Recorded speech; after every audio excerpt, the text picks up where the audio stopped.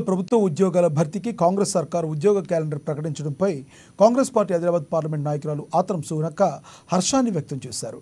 ఈ మేరకు కొమరం భీం ఆసిఫాబాద్ జిల్లా రెబ్బన మండల కేంద్రంలో డిసిసి అధ్యక్షుడు విశ్వప్రసాదరావుతో కలిసి ముఖ్యమంత్రి రేవంత్ రెడ్డి చిత్రపటానికి పాలాభిషేకం చేశారు. నిరుద్యోగులకు జాబ్ క్యాలెండర్ ఒక వరమని ఆమె చెప్పారు. ప్రభుత్వ ప్రకటనతో నిరుద్యోగుల్లో ఆశలు చిగురించాయన్నారు. 10 ఏళ్ల కాలంలో ఒక్క జాబ్ క్యాలెండర్ రిలీజ్ చేయడం చేత కానీ బీఆర్ఎస్ నేతలు కాంగ్రెస్ ప్రభుత్వంపై విమర్శలకు దిగటం సిగ్గుచేటన్నారు. కాంగ్రెస్ ప్రభుత్వం అధికారంలోకి వచ్చిన వెంటనే 30,000 ఉద్యోగాలు భర్తీ చేశామని చెప్పారు. యువతకు హామీ ఇచ్చిన ప్రకారం జాబ్ క్యాలెండర్ విడుదల చేయడం జరిగిందని పేర్కొన్నారు.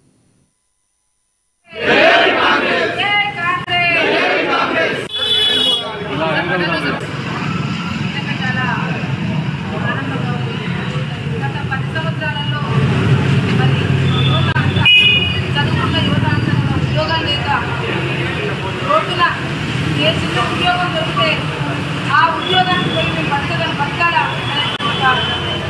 అట్లా బతికింది.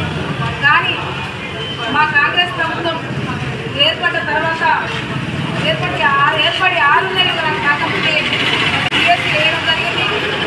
అన్న మాట తప్పకుండా డిఎస్ చేశారు.